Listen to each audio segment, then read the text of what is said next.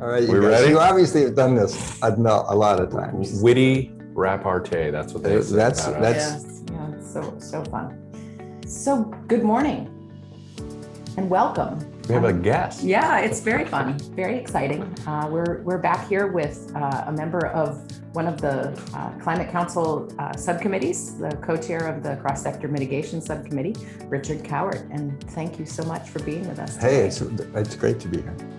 We're going to talk a little bit about the work of the council and help you all understand sort of the work that's gone into to putting together components of a plan going forward. And so we thought it would be helpful to check in with a few of the subcommittee heads. And so Richard was kind enough to agree to visit with us this morning. Get us started. Richard, I think of you as an energy expert who's traveled the world and done a whole lot of things here in Vermont and abroad. But could you fill in some details so people know who you are and why we're lucky? Well, I think we're lucky to have you on the Climate Council. Okay, so I live in Calais, Vermont. Been there for 40 years. Came to Vermont originally to as executive director of the environmental board during the Snelling administration. Ah, okay. And later came back to join the public service board when Madeleine Kunin was governor. I was on the PSB, now Public Utilities Commission, for 13 years, and with the purpose really of bringing environmental awareness and thinking to the work of public utilities. Mm-hmm. Since then, since I left the PUC, I worked for the Regulatory Assistance Project, which is a nonprofit that now works globally on climate, energy, and environmental issues in China, India, United States, and the European Union. I spent the last 10 years building a program across the European Union, advising governments on energy and climate policy. And now I've hired my replacement in Europe, thank goodness. Not spending all my time there, and I'm back at home and love to work in Vermont. Well, we're lucky to have you. Yeah.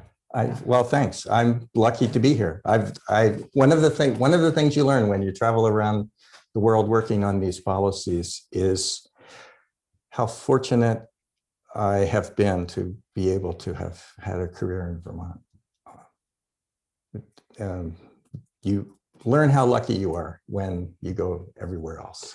I feel that way when I visit other state capitals, actually. Yeah. You leave Montpelier, you're ripping your hair out, and you go anywhere else, and you think, oh, wow, maybe I don't have it so bad. Yeah, I totally agree with that. We talk to each other, and we have lunch with other party members, and bipartisan, tripartisan way. Yeah. It sort of breaks down in Montpelier in the best sense in terms of those walls. But well, thank you for joining us. And tell us a little bit about the subcommittee that you're heading and sort of how that fits into the work of the council, and we'll just go from there.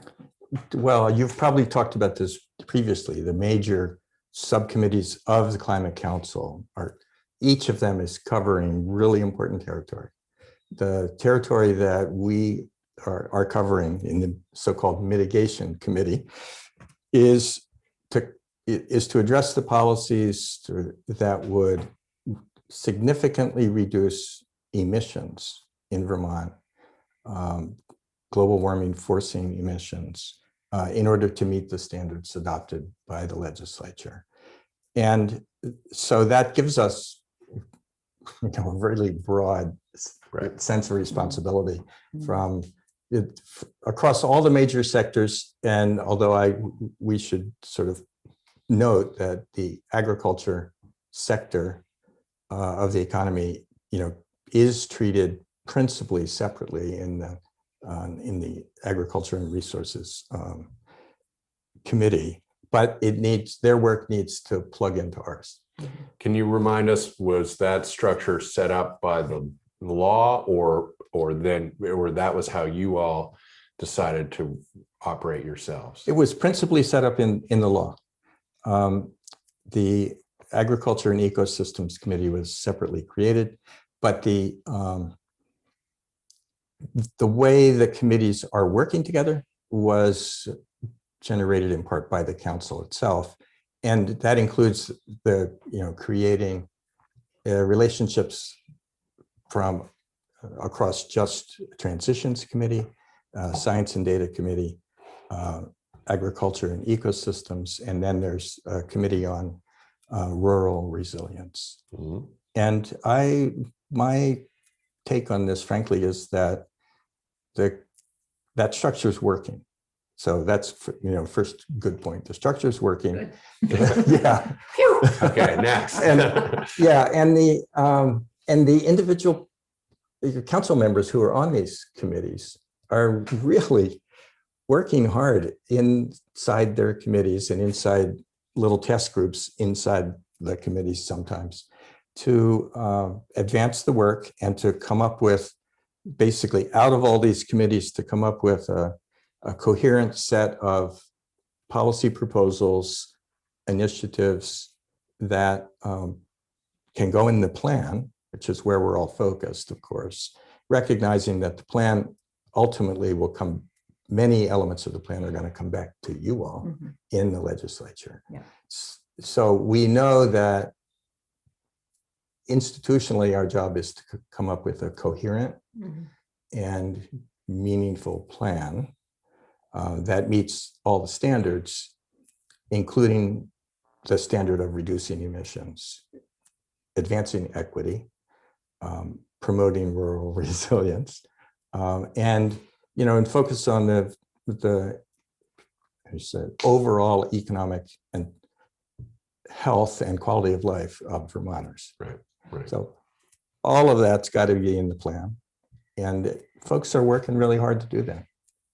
Well, and that was when I think of this, if somebody said, well, why in the world did you pass this bill, set up this giant committee, and why didn't the legislature just do it? And I think you've touched on it. It's so broad, and it's not, there's nothing, we've done some of the discrete work in Vermont, and it sort of doesn't work, right? It has to be a broad approach, is the way I think of it.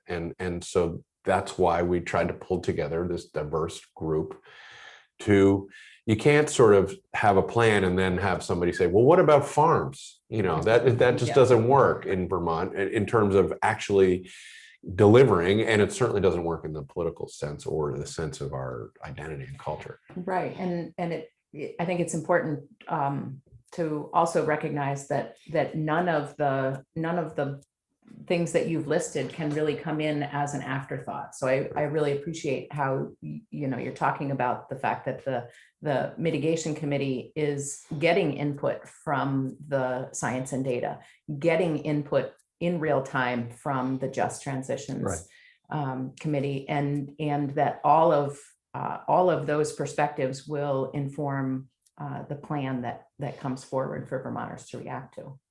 Absolutely. And like I said a minute ago, I've been really impressed by the, hardworking, sincere, committed work that the council members individually have been contributing. And, it's very Vermont. I mean, we're back to the topic we were on a minute ago. It's like, why is Vermont a terrific place to work? And I'm seeing that at the council. Yeah. And so just walk us through the history. You were appointed in January, December? End of the year last year. Yeah. So we're 9-10 months in, 8-9-10 months. Right. The group comes together, basically gets to open a present of, holy smokes, this is a big, ambitious workload.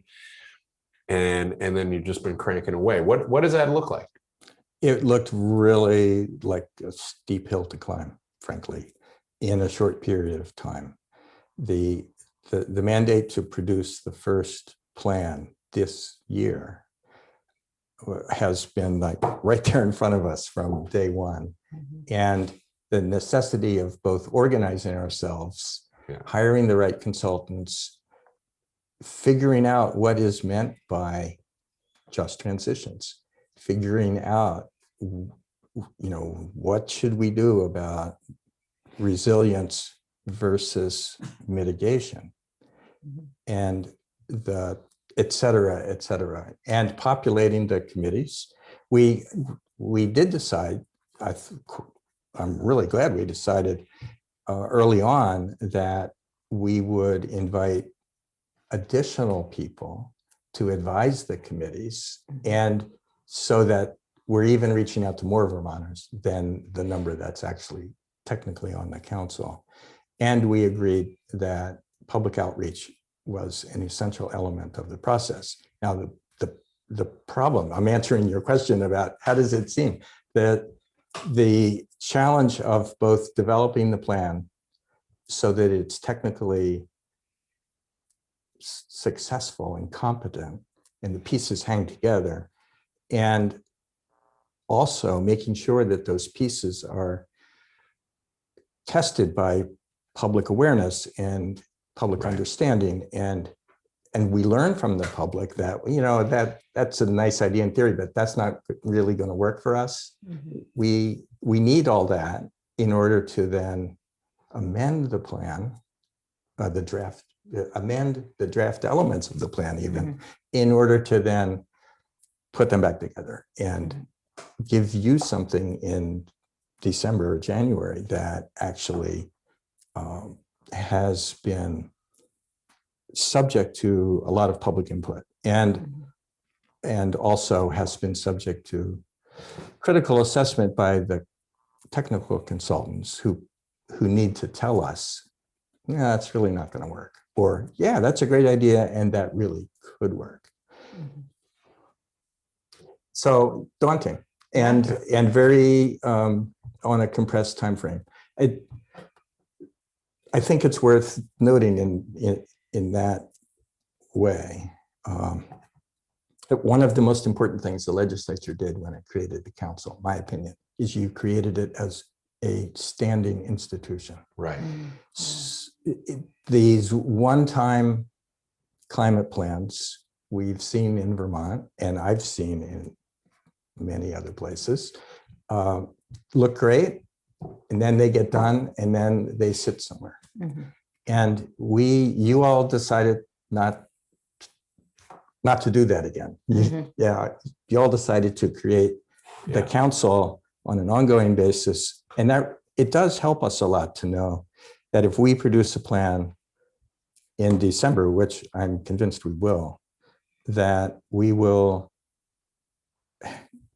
be then engaged next session in a kind of dialogue with the public and with the legislature around what's next. Yeah. And This feels like a very Vermont way to solve this problem. We come from a tradition of town meetings where, we come together and we haggle through, how we're going to govern ourselves in our small towns.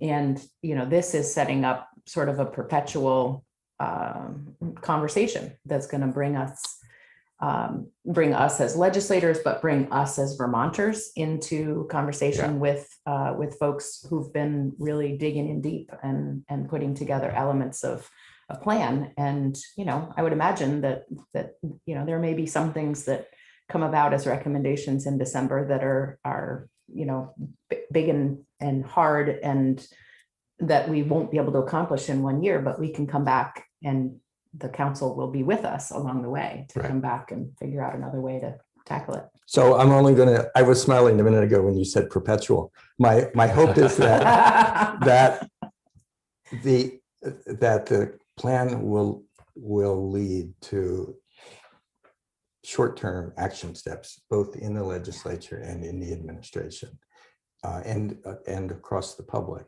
that'll happen right away. Yeah. And I'm personally convinced that there are those things that we can do soon, and that we will learn from those things and do the next things later. We don't have to try and implement everything at once. And I take, just as my own personal experience, I take heart in this way, from the experience that we've had with energy efficiency and renewable electricity in Vermont. And where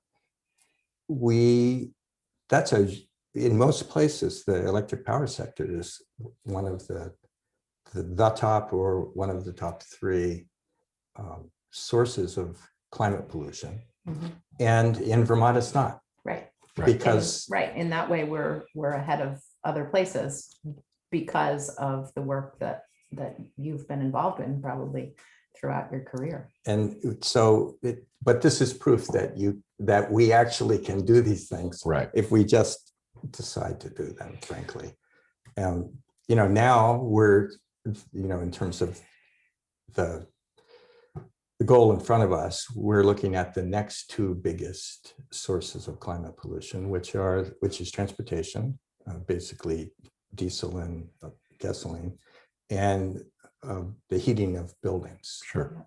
And so the thermal sector, so-called, or the building sector, and transportation are they're big ones. The big places to go. And I feel, and those are the places our committee is focused. And so I'm 98% sure that the legislature will see proposals for action steps in buildings and transportation in the coming session. Yeah.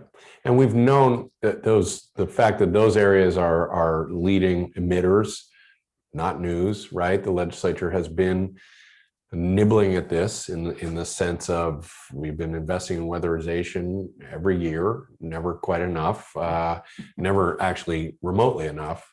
We've been investing in alternative transportation or electric vehicle incentives or charging stations. I was reading that per capita, we are ahead of our neighbors, not per mile, I'm sure. And that's a big distinction when you're square mile. talking about, that's right, talk about charging infrastructure. But, the legislature's been not oblivious to these challenges, but at some level, it's probably a sense of scale, right? We haven't had the comprehensive view, for one thing, or a rigorous analysis that says, if you want to land here in terms of emission reductions, here's the scale you've got to make these investments at.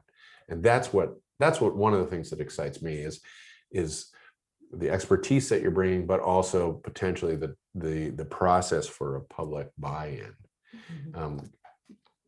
Well, people do need to understand how substantial the challenge is. Yeah. And so public awareness and public input are really important to us. We succeeded in electricity by creating standards that required a fraction every year of our energy needs to be met by energy efficiency. We kept it up year after year after year. And it turns out that if you do that over time, it's a compounding. People are shocked to learn that energy efficiency is probably now our largest source of electricity in the state of Vermont. Right. That is, it's a larger source than any other individual, type of electricity, of energy services that we've been getting. Well, how did we get there? We got there by 2% a year, and 2% the next year, and 2% more after that. We need a similar awareness with respect to weatherization of buildings and changing the sources of heat that heat buildings. And we don't have that. Weatherization has been proceeding.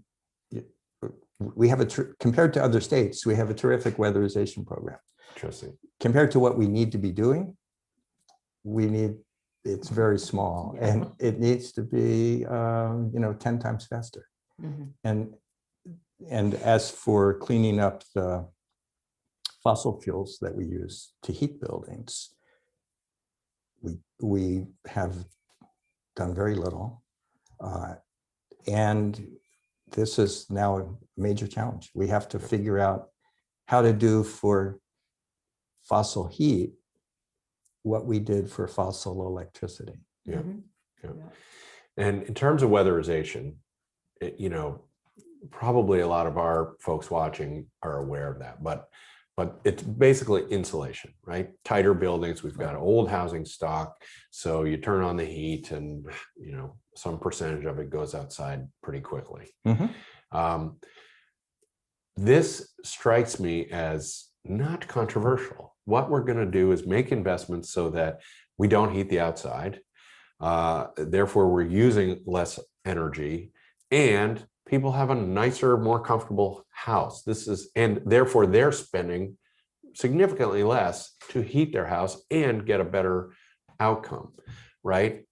But it's that upfront investment. It's not too different from an electric car. If you can make that upfront investment, the benefits are very plain to see economically, quality of life, et cetera, and climate related. And the state and different entities have to help with that upfront investment, and that's really the scale. But along the way, we create jobs. You can't outsource this to Mexico or China. Somebody's got to crawl around your attic. We create jobs. We help people save money. We reduce their bills, and right? I mean, we talk a lot about, well, why is this controversial? There's a lot of upside here, and the political battle doesn't always seem to recognize that. I agree with everything you said, and I guess I'd add 2 bits to it. One is that you didn't list health benefits, but the health benefits of weatherization have been documented in many places to be economically worth the total cost of the weatherization program. Just alone, forget the energy stuff. And what I can tell you a story about that in New Zealand, where they have really good healthcare data because they have a national health system.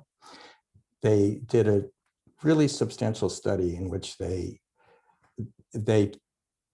insulated, or they had a weatherization program that went to, I don't know how many thousands, but it's really substantial number of housing units.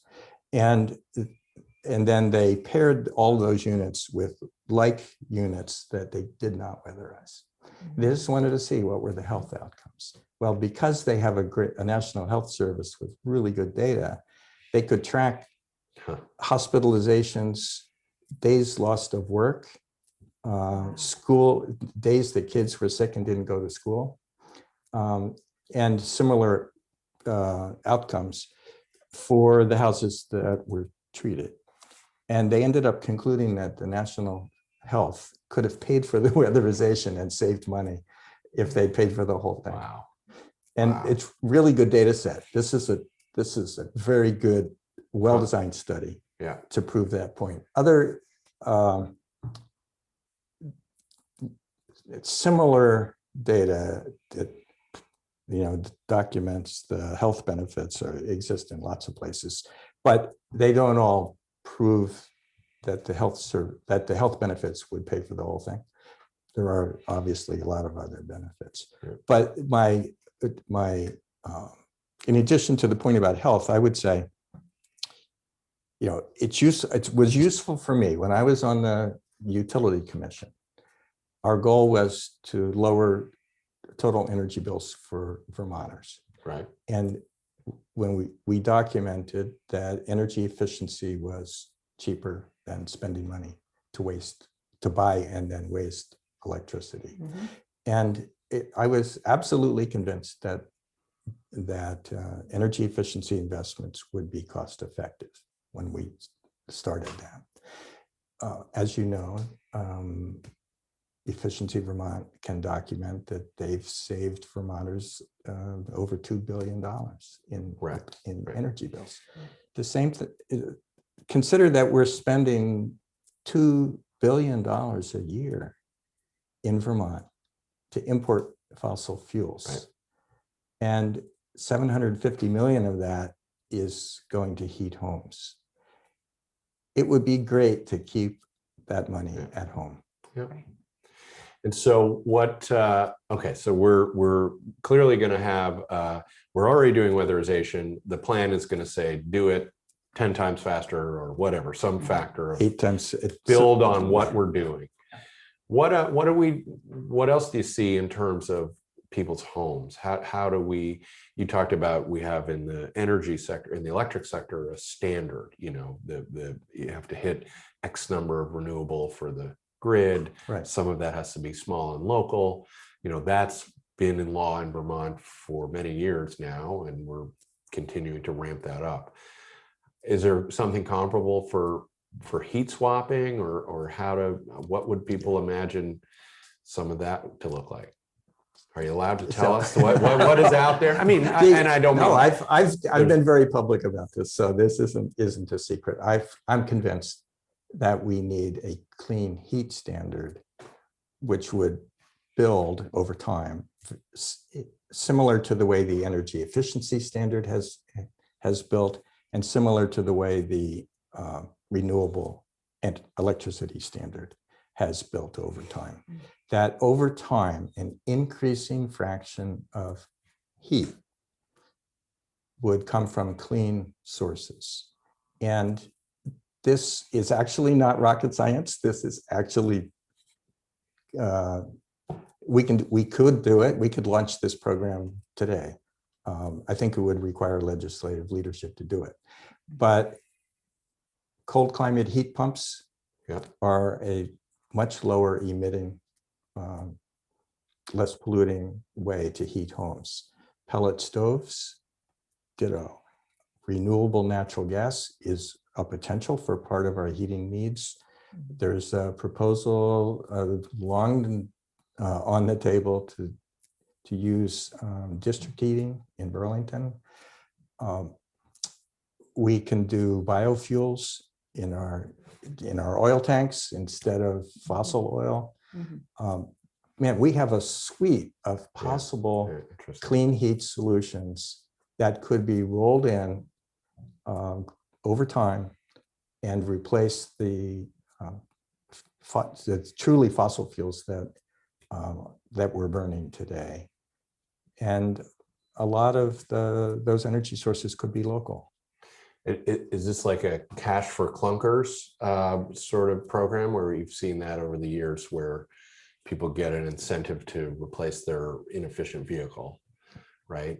Is it something, what does that look like? How would it how would it work? Well, how could it work? The leading proposal at the moment is to impose an obligation on the wholesale fossil fuel providers who are selling into Vermont and receiving that $750 million, for them to work with fuel dealers, Efficiency Vermont, electric companies, Vermont Gas, et cetera, heating and plumbing contractors, to work with them to deliver solutions to Vermont households.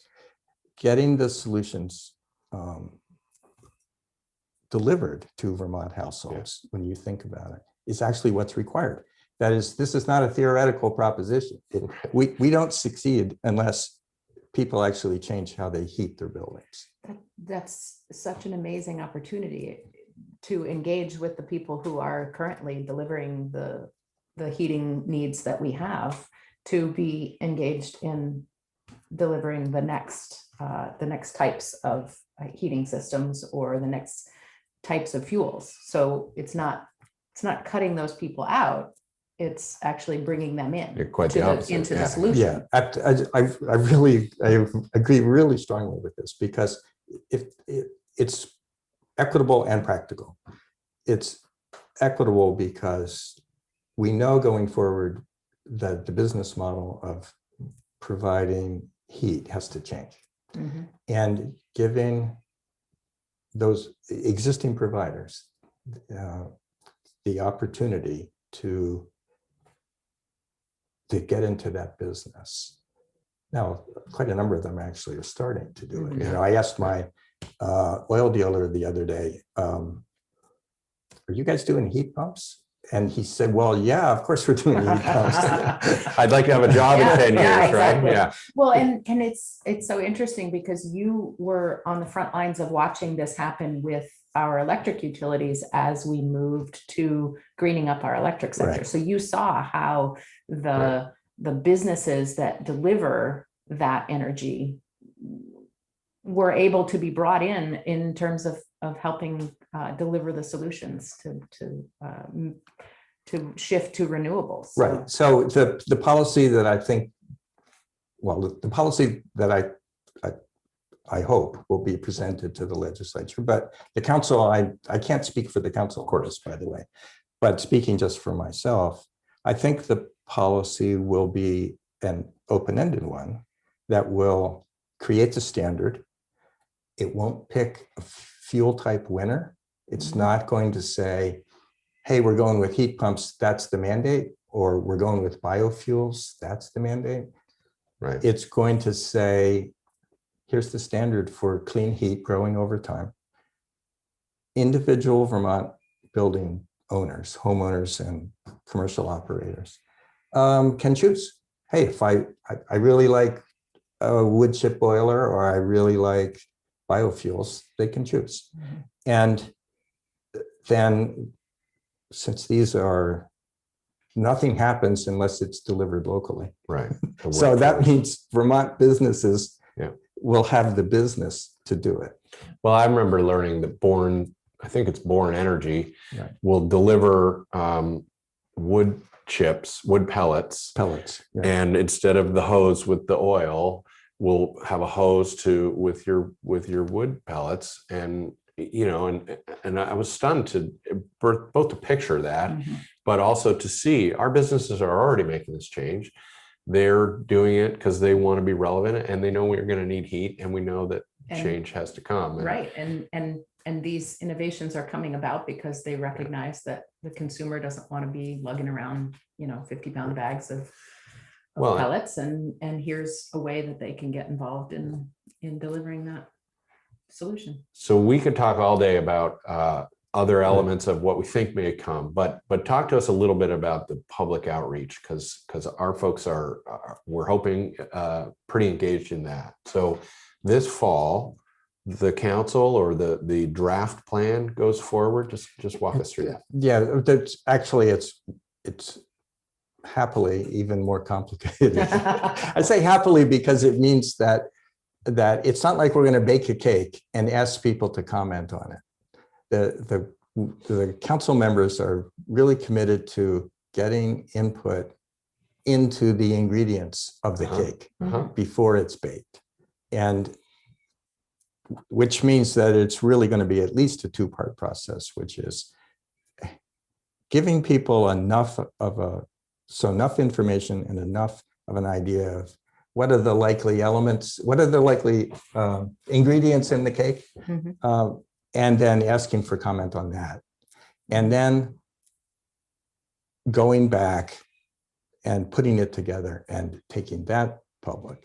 So it's 2 rounds, number one.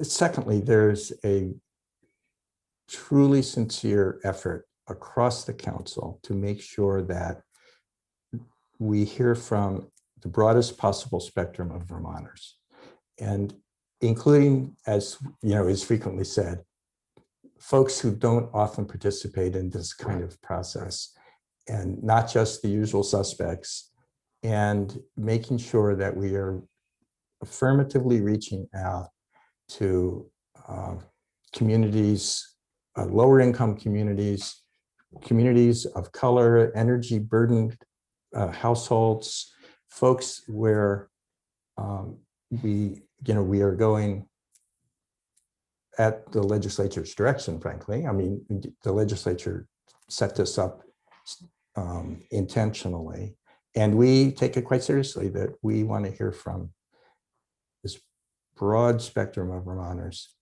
before we announce a plan. And so far, time is short before December, but there's going to be repeated rounds of outreach between now and then to get that done.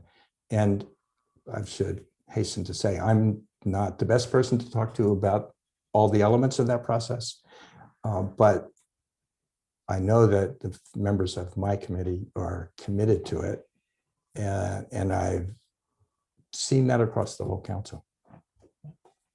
I guess this would be a good time to just point out that if folks are really geeking out on this and they want to know the details of what the council is up to, you can go to the Agency of Administration's landing page for the Climate Council. You can see the membership of the full council. You can see the membership of the steering committee that's helping to make the decisions and bring all of the work of the subcommittees together. And you can actually watch, if you really want to geek out, you can watch You can watch subcommittee meetings. all of our meetings. Yeah. They're all recorded, and of course you can reach out to council members. So most of us have already binge watched all of our favorite TV series during the pandemic. So here you go. Here's the next round of binge watching. But in all seriousness, this is all being done in a way that's open and accessible. And so as we move into the phase of getting that targeted outreach and really going to those communities to ask for their input, you can watch it all happening. That's because the documents and the notes and in many cases the video is all there. It's all there in all of its glory. And as you said, binge watching the Climate Council meetings. If you're struggling to sleep, that's probably a good. And then it kicks off a legislative process, which has our own public and open door policy. And as you said, and I'm intrigued by this, so people should not have the idea that December 1 we get a plan and you guys say good luck, right? Then it begins another phase, which is very iterative, and the legislature says, hey, we don't have the money for this right now. What happens if we could fund half of it, or could you give us more analysis here? And I would assume that then we begin a back and forth that is not about inaction and not just the legislature saying no. I mean, the legislature is balancing a whole suite of overwhelming needs, frankly, but and nobody knows this, but I would assume there's push and pull and a kind of ongoing working relationship starting when we get back in January. That's certainly what I expect. Yeah, I think I don't know I can't speak for individual council members. I mean, it's worth, just being aware of the fact that the individual council members are spending an enormous amount of their personal time doing this work as volunteers. Mm-hmm. And the ability to keep it up through the legislative session and into next year, I think it's going to be tested. Yeah.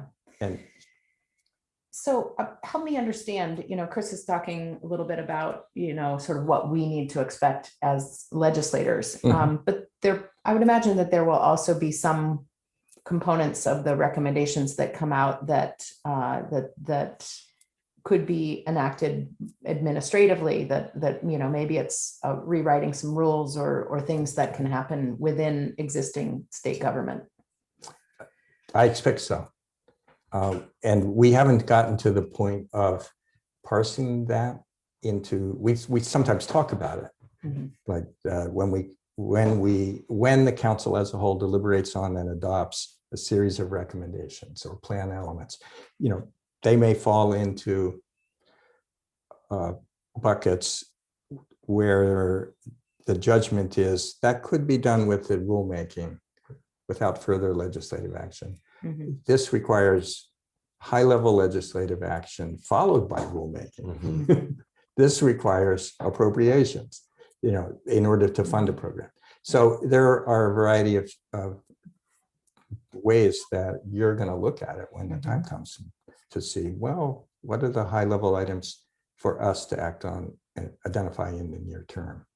There's also a distinction between actions that are needed in order to meet the 2025 and 2030 mandates, which especially for 2025, frankly, we don't have a lot of time to spend making something perfect, making the entire comprehensive plan perfect before we pull out the action items that would be needed to make significant progress for 2025. So I expect that you will want, and the council, I hope, will be able to tell you, here are the high priority, big ticket, carbon saving items that require action in 2022 session. Right now. Right. Yeah. And here are some things that are likely to deliver long-term savings towards 2040, let's say, but they maybe aren't so big or aren't so urgent that they have to happen tomorrow. Right. Yeah. Right. Yeah, I think that's probably a helpful way for us to be thinking about the work ahead of us and engaging with our neighbors about this. You know, there are going to be some things that is, you know, do this now. You know, this is the most critical first priority. But then, you know, here are the other things that we also need to get in motion so that we're ramping them up for the emissions reductions that we need, you know, a decade from now. Right. They need to be Midterm. persistent and grow. And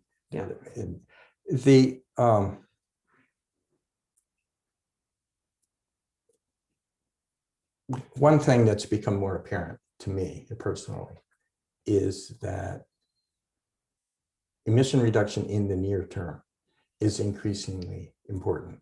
The science on climate change tells us that near-term reductions are essential in order to avoid some tipping points in the global climate that once tipped are really hard to undo.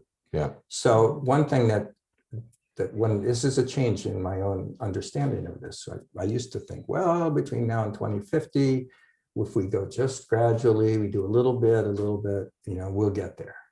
And now I'm shifting that and thinking that actually steps that we can take that would reduce emissions more quickly, sooner, are worth a lot in the global chemistry and physics.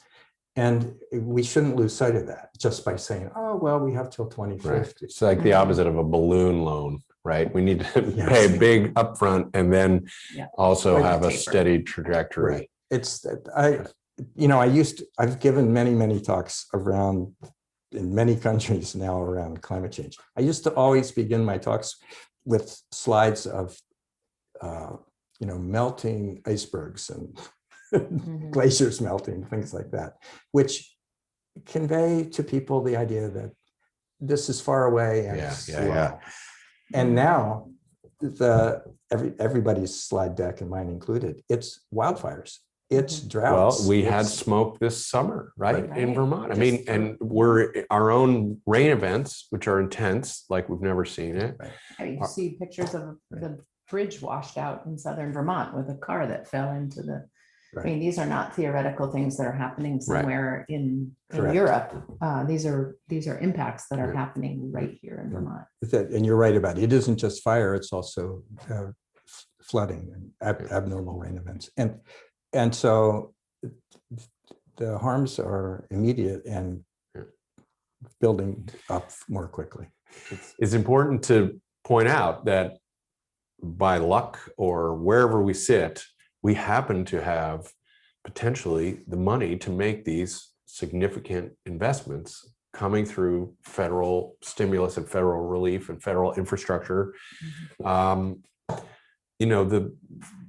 Because of the pandemic, the federal government seems to have decided to help right-size the economy in the sense of long ignored infrastructure, including around climate, including around economic inequality. And a lot of that is then handed to the states.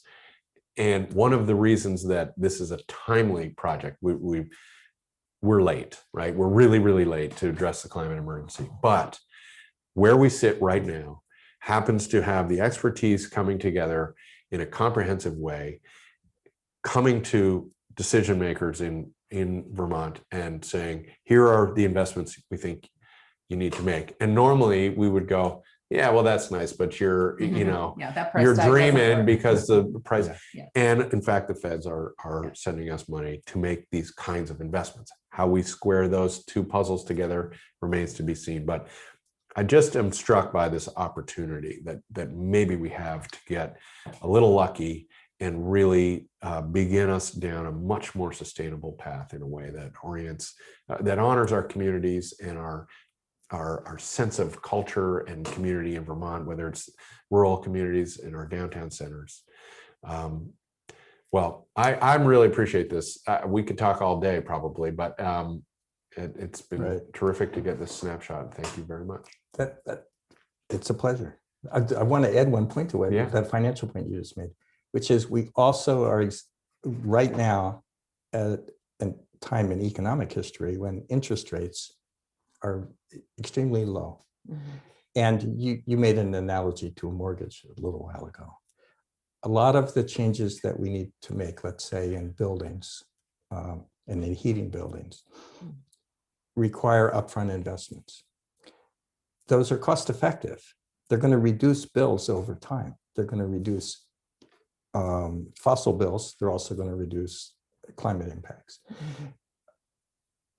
The fact that interest rates are so low creates an opportunity to invest now for those long-term savings. And it makes the cost effectiveness of those investments even better. Mhm. So Right. sure, federal funding helps, low interest rates help. And we can invest in Vermont in a way that will pay us back multiply over the coming decades. So cost-effective actions actually are in front, sitting there on the table for us to take up. It's not just doing the right thing for the planet. It's actually cost-effective to do many of these things. Yeah. Absolutely. Well, that's why we might succeed, right? It's certainly easier when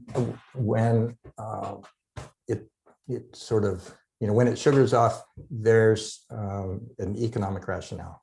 Yeah.